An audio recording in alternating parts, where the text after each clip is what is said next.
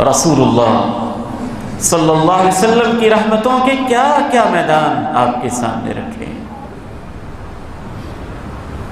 جس قدر کوئی زیادہ قسم پرسی کی حالت میں ہوتا، جس قدر کو جتنا معذور ہوتا، جس قدر کو جتنا پریشان ہوتا، جس قدر جتنا کوئی دکھوں کا مارا ہوتا، اللہ کے پیارے نبی اس کے ساتھ اتنی زیادہ محبت کرتے، اس قدر زیادہ رحم کرتے. ایک عورت تھی،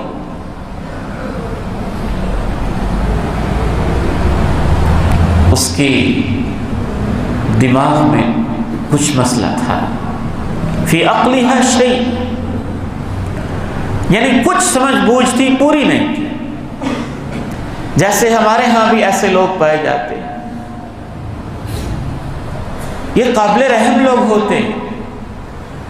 میں اپنے بیٹوں سے خصوصاً کہنا چاہتا ہوں اور نوجوان بیٹیوں سے خصوصاً کہنا چاہتا ہوں، میں یہاں آنے والے بچوں سے خصوصاً کہنا چاہتا ہوں، ان کو تنگ نہ کیا کریں، ایسے لوگوں کو پریشان نہ کیا کریں، ان کے ساتھ شیر خانی نہ کیا کریں، ان کو مذاق کا نشانہ نہ بنایا کریں. ہر گاؤں میں، ہر شہر میں اللہ نے ایسے کچھ لوگ، میرا مشاہدہ ہے، ضرور رکھے ہوتے ہیں تاکہ لوگ ان کو دیکھ کے اللہ کی دی ہوئی عقل کی نعمت کا شکر ادا کریں، تاکہ وہ سوچیں کہ عبید الرحمن محسن بھی تو ایک ایسا انسان ہو سکتا تھا، یہاں کا چیئرمین بھی تو اس کی جگہ پہ ہو سکتا تھا نا، یہاں کا سرمایہ دار بھی تو اس کی جگہ ہو سکتا تھا نا، یہاں کا مالدار بھی تو اس جیسا ہو سکتا تھا نا. یہ تو اللہ کی مہربانی کہ اللہ نے آپ کو عقل کی نعمت دی، اللہ نے آپ کو مال و دولت سے نوازا، اللہ نے آپ کو سمجھ بوجھ سے نوازا، اللہ رب العزت نے آپ کو اعضائے رئیسہ سے نوازا، حواس خمسہ سے نوازا، سینسس سے نوازا. تو بجائے اس کے کہ آپ اس مال کو، اس دولت کو، اس اسٹیٹس کو، اس عہدے کو اس بیچارے کو تنگ کرنے کے لیے استعمال کریں، آپ کو تو چاہیے اسے دیکھ کے اور زیادہ عاجزی کا پیکر بن جائیں، آپ کا دل پسیج جائے اور نرم ہو جائے کہ اللہ میرے اوپر کتنی تیری مہربانی ہے. اور پھر یہ بھی یاد رکھیے تمہاری عقل کامل ہے، تم سے زندگی کا حساب ہونا ہے، وہ عقل کی نعمت سے محروم ہے، اس کو تو اللہ نے ممکن ہے بغیر حساب کے ہی جنت میں بھیجنا ہو، اس کو تو عقل ہے ہی نہیں، وہ تو شعور سے محروم ہے. ایسی ہی ایک عورت مدینہ میں بھی تھی، مدینہ میں بھی تھی.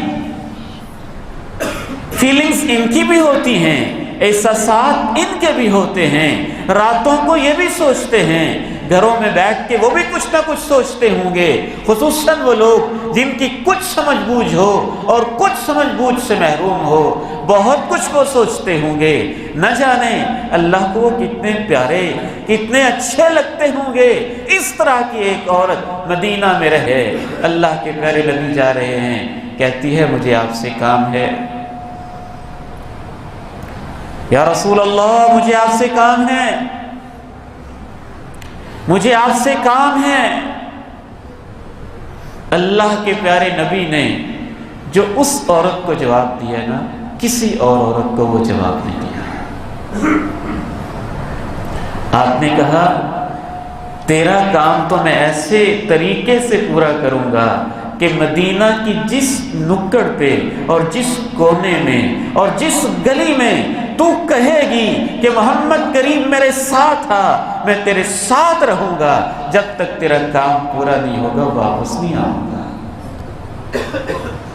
وہ دیوانی تھی نا، سینسز کم تھے اس کے اندر، اس کی عقل میں کوئی مسئلہ تھا. اس نے کہا مجھے کام ہے. اللہ کے پیارے نبی نے یہ نہیں کہا تیرا کام کروں گا، یہ الفاظ ہیں حدیث کے. کہا تو مدینہ کی جس گلی میں مجھے لے جائے گی پیغمبر تیرے اشارے پہ جائے گا، اور جب تک تیرا کام نہیں ہوگا واپس نہیں آئے گا، میں تیرا کام کروں گا۔ آپ اس کے ساتھ روانہ ہوئے، جو بھی اس کو کوئی ضرورت تھی اس نے پیش کی، اللہ کے پیارے نبی علیہ السلام نے اس کی ضرورت کو پورا کیا، پھر واپس تشریف لائے۔ اسی طرح سے مدینہ منورہ کے کسی گھر میں اللہ کے پیغمبر نہیں جاتے تھے، اپنی ازواج مطہرات کے پاس جاتے تھے۔